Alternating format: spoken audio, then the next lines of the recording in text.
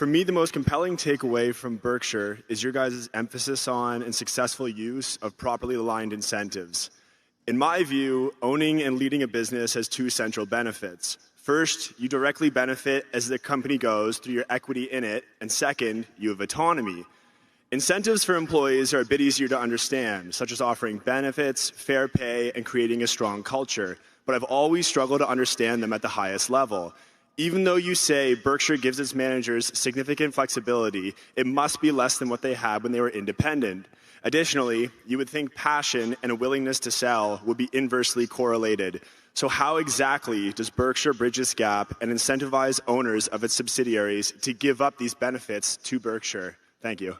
Well, what we really hope to find is managers who love their business but don't like a lot of what comes with it as a public company. I mean, if they have to spend a lot of time listening to people tell them what to do about this or that, and they can't afford to irritate them, or they have to go along with their trade association because, or whatever they may call it, because you don't want to look like a free rider, and then there's all kinds of things, compromises that people have to make in most jobs. And Charlie and I solved that problem. I had 5 bosses in my life, and I liked all 5 of them, and 2 of them were just huge factors in making my life better. But I liked all 5 of them. A couple of them were, some people here, J.C. Penney, Cooper Smith, I worked at 75 cents an hour, and I love working at Penny's. Well, I didn't love working at Penny's, but I love working for Cooper Smith, and it was 75 cents an hour. But I had to do what they told me to do, which was to sell men's shirts first, then men's clothing, then children's clothing, and so on. And I loved working for the newspaper, and I had a great manager when I was at University of Nebraska. Got to work for Ben Graham. I mean, everything worked out, but there's nothing like working for yourself. And if you can't own a big company, working at Berkshire Hathaway or running a company is the closest thing you will get. You don't have to spend time courting analysts who you probably have contempt for. In many cases, you don't have to spend time with banks, getting money, and particularly in terrible times. There's all kinds of, you get a lot in the way of freedom that I would think would be meaningful to me. And it might be better if you own the whole place yourself, but maybe you've got siblings that want out. Maybe there's a million reasons why you may not be able to achieve that unless you sell them to Berkshire. And that's easier probably if you have a family business where people want to go in different directions than it is with a public company.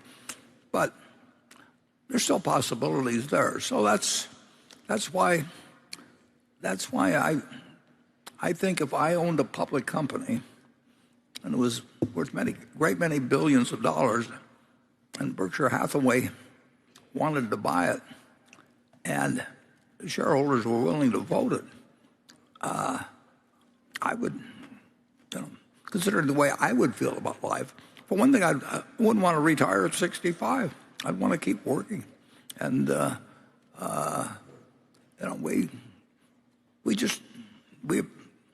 are reasons to sell to Berkshire, which Charlie and I, in certain positions, if we were on the other side, would take the deal,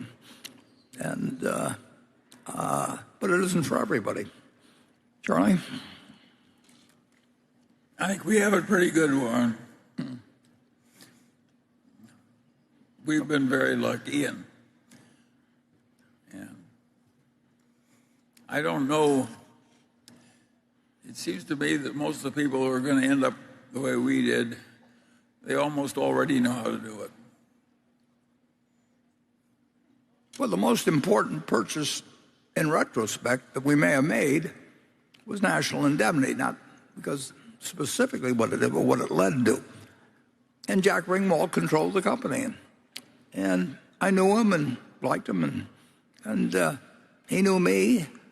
And once a year, he'd get irritated when the Nebraska Department of Insurance or somebody would come around. And he said they always came around when the exorbitant racetrack was open, so they could. I mean, he had all these theories about why it was a pain in the neck to be regulated. And I told Charlie Hyder, next time Jack is in that mood where he's ready to sell just because he's tired of fooling around with all these guys, be sure and find him. And so Charlie called me one day and he says, Jack is in the heat. And I said, bring him over. And we made a deal. Well, that's why Jack sold. And he was happy after he made the deal. And I was happy after we made the deal. So there's a man that controlled the business, but just decided these people didn't seem to bother him as much once they were my problem and not his. And you just can't tell when lightning will strike. And that didn't do magnificent things for us initially, but just look at what it led to, and then, so you never, if you knew how you were going to, if you knew how you were going to shoot all 18 holes, it wouldn't be any fun playing. You wouldn't get on the first tee. I mean, it's the uncertainty, the fun of playing the game, the opponents, all kinds of things that make a game interesting. And I think Charlie and I are in the most interesting game in the world.